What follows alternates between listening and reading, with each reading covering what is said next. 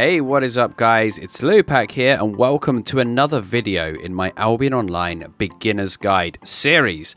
Now today we're going to be looking at gathering and everything you need to know about gathering. Like, gathering might not be the most exciting activity you can partake in Albion Online, but honestly, it's actually pretty chilled. I do like the buzz of finding enchanted nodes, occasionally escaping people that want to gank you when you're trying to gather, and it's good for a little bit of chilled gameplay when you have had enough of murder and PvP and stuff like that.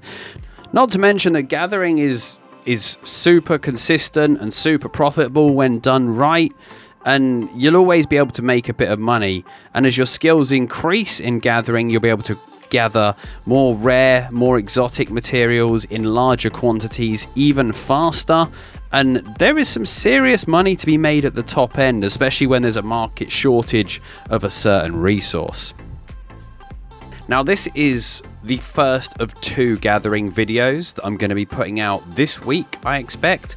So this is the beginner's guide video. This is going to go through everything about gathering, the basics, all of the information you need to know from a new player's point of view. There might be something in there for existing players as well, something that perhaps you didn't know or you weren't exactly certain about. And then there's going to be a second video this week, which is the ultimate power leveling guide for gathering. So this is going to talk to all the basic principles, and then the other video is going to tell you the exact, specific, most efficient way to go from nothing to tier 8 in the shortest amount of time. So that'll be coming sometime this week. Watch out for that on the channel. So let's start with the basics. There are 5 resource gathering professions in Albion. There's also fishing, which is in the resource gathering tree, but it's kind of very different and handled separately. So fishing will get its own video later on. So we consider there to be 5 gathering professions, or 5 resources to be gathered. So we have wood, which is refined into planks. We have ore, which is refined into metal. We have fiber, which refines into cloth. We have stone, which refines into blocks, and we have hide, which refines into leather. Now, it doesn't really matter which one you choose. They all kind of follow the same basic rule set. They all need the same amount of XP to level up to the next level. They have the same they have the same fame values required to level them. There are some notable differences though. Wood, metal and fiber are all pretty much identical except for where you find them. The different ones though are stone does not enchant. There is no such thing as enchanted stone. It can only ever be flat. If you're brand new to the game, we'll talk about enchanting resources a little bit later. And the other standout one is hide. Hide comes from creatures and animals and critters. So you will never ever find a hide node. You will always have to kill something first in order to get hide off of a creature and turn it into a node. All of the other resources do have creatures as well that can be killed to generate a node, but they will also have static nodes that you can just walk up to in the world and harvest them. Whereas leather can only be found on critters and creatures. You will always have to kill something to get leather, which in theory makes it possibly the hardest of the 5 professions, but it's not a big deal really, especially with the recent update to Oberon. They made harvesting a creature resource a lot quicker than harvesting a static node. So that actually was a slight buff to leather gathering and put it on par with the others. So the one thing that a lot of people ask, they say, which one should I choose? What profession should I start with? Or more specifically, which one is the most profitable? Now, there is no simple answer to that. There's so many factors you need to think about when you decide what am I going to gather. The profit for a resource depends on a number of things. Firstly, where you're trying to sell the resource. Different resources have different values in different places because of availability, because of demand. Secondary, you have to remember that Albion Online is a player-driven economy. It's a fluid economy. The prices are never rigid. So the resource that might be generating the most profit in 1 week might not be the thing that's generating the profit the next week because of supply and demand. So there's no super profitable one all the time. Now that said, stone is slightly different in that it isn't used as much in equipment. It's used in a couple of things, but nothing too serious, whereas all of the others are used in equipment quite heavily. Stone is used for the upkeep of buildings, the development of personal islands and shops and stuff like that. So there is still a constant demand for stone, but it's not used as high demand as the others, but it's still a reasonable profit margin. And stone's actually a surprisingly safe bet because there tends to be less stone gatherers than anything else. But honestly, don't let money be the deciding factor, because if you look at the market and choose a profession, by the time you've leveled that profession, the market could be completely different. The second factor you need to think about when you're choosing a gathering profession is what's available to you. Which city do you base out of? If you're in a guild, where do they hold territory? If they have territory in the Outlands or the Royals, what type of biome do they hold territory in? Because, you know, you want to be gathering. If you want to be leveling, gathering and making good money, you want to choose a gathering profession of something that you've got easy access to. There's no point becoming a leather gatherer, a hide gatherer, if all of your guild territory is in snow zones, because you don't have any easy access to leather and you're going to be missing out on all that lovely ore. You're going to have to ride past that on your way to the leather zones, and it just doesn't make sense really. So that's another factor to think about when you decide to choose your gathering profession.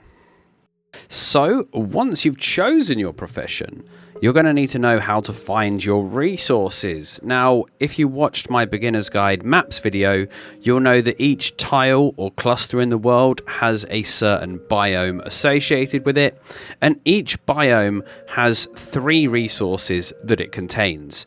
No biome contains more than 3 types of resource, so you can't get every single resource in one biome. You do have to travel place to place to get the different resources, and this is important in sort of making the geography of Albion important, making sure that obviously players can't just live in one tile forever and never ever leave. They do have to move about to get different resources, and of course resources of a higher tier. So firstly, we're going to talk about which biomes have which resources. So each biome has a primary, a secondary and a tertiary resource. So primary being the one that is its main resource and you'll find the most of, secondary has a lot less, and tertiary has less still. So basically whatever you're gathering, generally you want to be in the primary tile for your resource. Sometimes though it is better to be in the secondary, because all of the gatherers of your resource will generally gravitate towards the primary. So if you're having not much success and you're finding a lot of competition in a tile where your resource is the primary resource, maybe revert to the secondary one, because there'll be less of your type of gatherers. That said, Albion's been out a while now, and there are a lot of multi-skill gatherers that can gather everything. So this might not hold true, but it's definitely something worth thinking about. So depending on your resource, the primary tiles are as follows. If you are a wood gatherer, unsurprisingly, the forests are your primary wood tile. If you're an ore gatherer, you want to head to the snowy mountains. That's your primary resource tile. Fiber can be found in abundance in the swamp tiles. Stone in the highlands tile. And of course, hide and leather is found in the desert tile. Again, these are the places where it's most abundant, and you want to be hanging mostly in these tiles when you're looking for that resource. Another thing to note as well is that you can only get certain tiers of resource based on the tier of the zone you're in. So if you bring up the local map and look in the top hand corner, it won't just tell you what resources are available, it will tell you what tier of resource. So if you're looking for a specific tier of resource, or you can only gather up to a certain tier, you also want to make sure that you're in a zone that's relevant to you, and you want to check this little the enchant rate here. We'll talk a bit about enchanted resources shortly, but as a general rule of thumb, the higher the enchant rate, the better. Gathering always requires a tool to gather, so you'll need the highest level of tool that you can wear on you at all times when you want to gather. Later on, you'll get access to gathering gear, which we'll talk about in a bit, which is special armor and clothing items for gatherers. And you can obtain this, you can either make it yourself at the tool maker, the same way you would make armor and stuff, or you can buy it off the auction house. Both are completely fine. If you're good and you're safe as a gatherer, you shouldn't expect to replace your gathering set too much, even when venturing into the hostile areas. Recommended build for gatherers though, generally, once you reach tier 4, you're probably going to be wearing gathering gear most of the time. But outside of the gathering gear, my favorite combination for the weapon and offhand is a bloodletter with a mist cooler. This gives you super good mobility for escaping ganks, and the mist cooler helps with your cooldowns, which means you can dash more often with your bloodletter and gives you the best chance of escaping. So we have our tool. We've picked our profession and we've chosen our zone. Now the thing to do is go out and gather. So you start gathering just by walking up to a node and hitting it, or in the case of leather, killing the creature, then clicking the node once the creature goes down, and you'll start to gather. Now, gathering follows a very similar pattern across all of the professions. So each tier that you go up becomes slower and slower to gather. So tier 2 gathers very, very quickly. Tier 8 nodes will gather very, very slowly. However, there are ways that this speeds up. As your tool level increases, the higher the level of tool you have, the faster you will gather. On top of that, once you reach tier 4, you'll start to get what is called mastery. So the more you gather a certain tier of resource, the higher your mastery gets, and the quicker and more efficient you get at gathering. On top of this, you can also increase your gathering speed temporarily by using the chest piece ability on the various gathering gear that you will unlock once you reach tier 4. So increasing your gathering skill is as simple as click the node, get fame, and level up. That's how simple it is. The more you gather, the higher level you get, and then you start to generate mastery later on. You get more efficient at certain resources. But there is no shortcut. There's no, unlike sort of systems like tomes for combat mastery or buying tons of resources to level up a crafting profession, there's no shortcuts really with gathering. As I said earlier, I will be releasing a power leveling guide which will tell you the quickest way to do it. But honestly, you know, there is no secret shortcut. There's more efficient ways and slower ways, but generally just keep gathering until you level up. Generally, when it comes to learning points, I would say you do want to use learning points to go from tool tier to tool tier. So for example, going tier 3 to tier 4 tool, tier 4 to tier 5 tool, you do want to use learning points to skip this once you reach 20%, because it's quite a long grind. That said, do not use learning points to generate mastery until you've reached tier 8 tool. Then it's up to you. I personally don't, because I want to move on to different things. But once you've reached tier 8 tool, if you're going hard, if it's a specific gathering character you're making, or you really love that gathering profession and you want to be the best, you can maybe start to use the tool on the tiers of mastery that you're most struggling with, which is likely tier 5 and tier 8. So next up, we're going to talk about resource enchantments. Now, if you're a stone gatherer, this does not apply to you. Stone cannot enchant, it will always be flat, so gather everything you see. However, for the other 4 resources, they can become enchanted. Again, this kind of starts at tier 4, like with a lot of things, so you won't find tier 2 or tier 3 enchantments.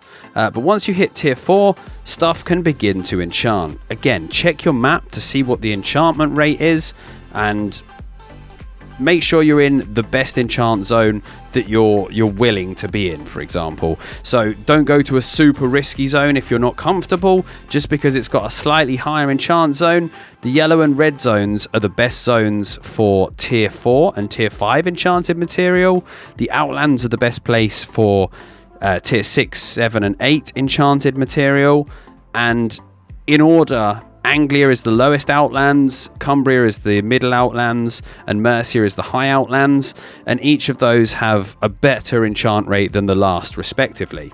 So there are 3 types of enchants to look out for. Point 1, which is officially called uncommon, has a green glow around the resource. Point 2, which is called rare enchantment, this has a blue glow around it. And point 3, exceptional enchantments, have a lovely pink glow. And if you ever see this, get super excited, because this is like the jackpot for gatherers. Point 3 is where the money's at. Point 2 is good. I mean, there's good money to be made in mass producing point 1 as well. There's a big demand for the gear. There's a demand for all resources, which we'll talk about later. But you know, you want to be able to get these enchants, and the more enchanted stuff you can get, the more money you make. But also, enchanted stuff is worth more fame per node. So gathering a point 1 will give you double the fame of the flat node. Point 2 will give you 150% more fame, and point 3 is triple the fame of, or 200% bonus fame of the flat value. So gathering enchanted stuff will help you level quicker and make you more money, and the best thing is it weighs the same.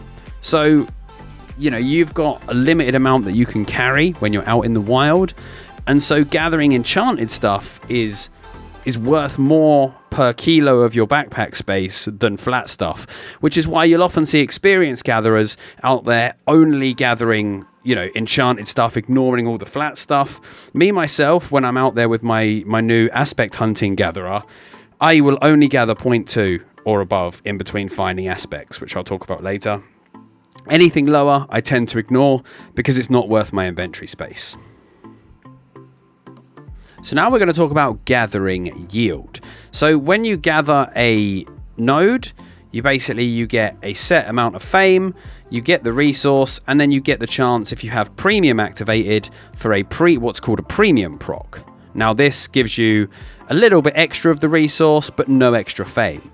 Then you have what is called a gathering proc or a yield proc. Now, if this happens, you will get double the base resource and double the fame.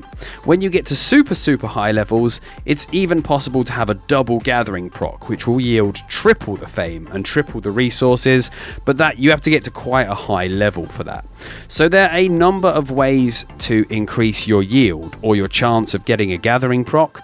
The first one is available to absolutely everyone, and that is eat a pie when you're gathering. If you use a pie, which is a food in Albion Online, you'll gain a percentage buff to your gathering yield, as well as an increased carry capacity, which will mean you can carry more of the valuable resources. Now, be wary with pies. If the pie runs out, you will lose the carry capacity and you may go overweight, which is a big no-no for gatherers, especially in hostile zones. So make sure you've always got a pie or 2 spare and you've got enough to get yourself back to town. The second way to increase your yield is to wear gathering gear. Gathering gear will start to build up. As soon as you put it on, it will start to build up yield stacks up to a maximum of 10. And each tier higher of gathering gear will give you a bigger yield chance or a bigger gathering proc chance. So wear the best gear you can, let it get up to max stacks and enjoy the benefits. The final way to increase your yield when gathering is to gain mastery. So this is only for tier 4 and above, but quite simply, the more you gather a specific tier of your resource, the more proficient you'll get, the higher your mastery is, and each level of mastery offers a yield bonus as well as a lovely gathering speed bonus, which means you get the job done quicker. Right, next up we're going to talk about what types of mount you should be using for gathering. Generally, you know, the obvious thing would be the more capacity, the better. But this is only true until you hit the dangerous zones. So if you're in a safe zone, you want the biggest capacity mount that you can get so you can carry the most stuff and make the most profit on each trip. The longer you can stay out, the more you can gather, the more profitable each trip out is going to be. However, once you hit the hostile zones, you don't want to be riding something big and slow. Likewise, you don't want to be riding something that if you are to become dismounted by enemies, you're going to be overloaded. So generally, you want to get something with no carry capacity, or you want to ignore the carry capacity if you're in the hostile areas, because you don't want to be overloaded when you get dismounted, or if you get dismounted, to more optimistically put it. So some favorites for gathering are the dire wolf, because it's super quick, one of the fastest mounts available. Although very squishy, it's a very good getaway mount. The lizard is hard to slow down, hard to CC, doesn't have a gallop speed, so the lizard is quite a popular gathering mount for the Outlands. Even better yet is the discontinued seasonal mount, the pest lizard, which is similar to the normal lizard in many ways, but it even has defensive abilities that activate when attacked, which can stop enemies. The current seasonal mount, the grizzly bear, I found is pretty good. That's got quite a steady movement speed, but does actually speed up when attacked. Armored horses, the higher the better, are always a safe bet. I mean, any mount can be used. The faster and tougher it is, the better. And obviously, if the mount does have a carry capacity, just keep an eye that you're not going to the mount's carry capacity. You only want to go to your character's capacity, so that in the event that you become dismounted, if you're overloaded, you're dead, because you won't be able to move fast enough. The enemy will be able to keep on top of you and likely kill you. So if your chosen mount does have a capacity and you're in a hostile zone, try to ignore it. Just make sure you check from time to time by putting the mount away or moving out of the mount zone. Check that you're not overloaded regardless of the mount capacity. Some of those mounts though, the pest lizard, stuff like that, can be very expensive, so I advise you to sort of get very experienced at knowing your zone, evading enemies and getting away before you splash out on one of the super expensive gathering mounts. Honestly, a tier 6 armored horse will do the trick for most people early on. So the last thing I'm going to talk about before I leave you with some essential tips for gatherers is the resource mobs, guardians and aspects that you're going to see around. So all of the resources have mob versions. Skinning, as we said right at the start, can only be gained by mobs. You have to kill mobs first in order to create a skinning node, but all of the resources have mobs dotted around which will give the resources. They generally come in tier 3, 5 and 7 varieties, with the tier 5 and 7 being particularly useful because those resources are quite rare in node form compared to other tiers. So the tier 5 mobs are super helpful. Aspect Guardians and World Boss Guardians, you will have seen perhaps on my World Boss videos in that playlist. These are super-sized versions of the resource mobs. They're basically boss tier. The Aspect Guardians are smaller than the World Guardians. These actually can be soloed and they offer a load of resources in a quick time. They can enchant, they carry 500 base resources, which can be like 1,000 plus of a resource once you factor in yield as well.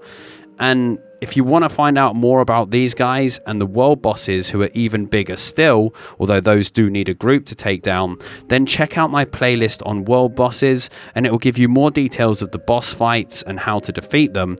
And the Aspect Guardians in particular are super good for power leveling, which I'll talk about more on my power leveling video.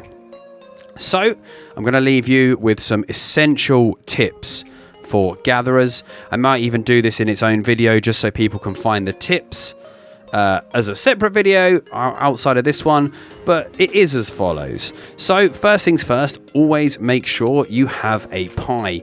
Pies equal more capacity, which equals more profit, and they give you additional yield, which means more profit, more fame, and it's a win-win situation. Make sure you've got enough time on your pie or a spare pie to get back to town, but always make sure you've got those pies on you. When it comes to who ate all the pies, it should be you.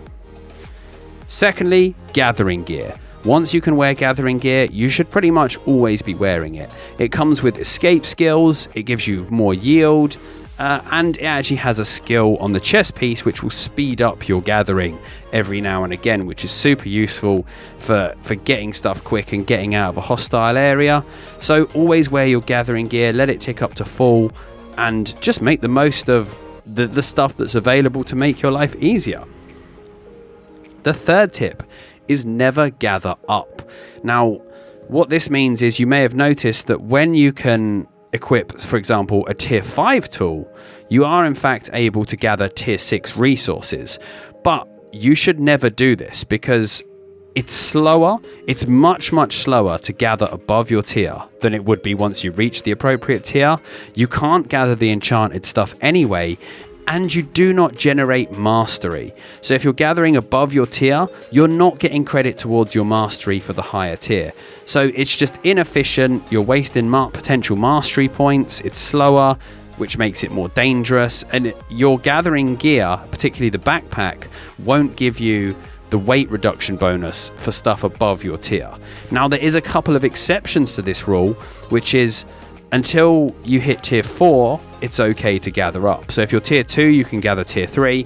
Tier 3, you can gather tier 4. And the reason for this is tier 2 and 3 don't have mastery, and it's not that much slower to gather tier 4. The goal is to get tier 4 as quick as possible, so it's acceptable to gather up then.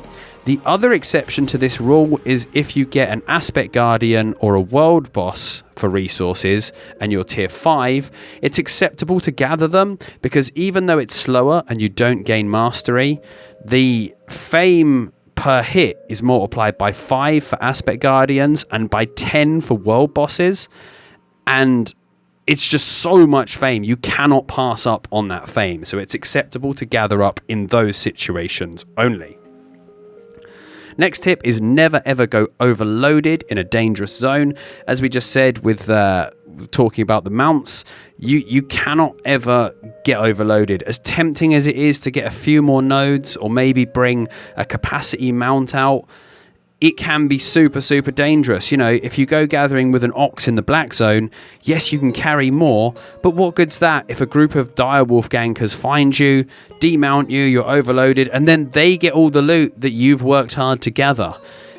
Frequent trips back to town with less resources is better and safer than risking one big all-in trip with an ox or something. So never ever go overloaded in the hostile zones. If you're in the safe zones, run whatever you want.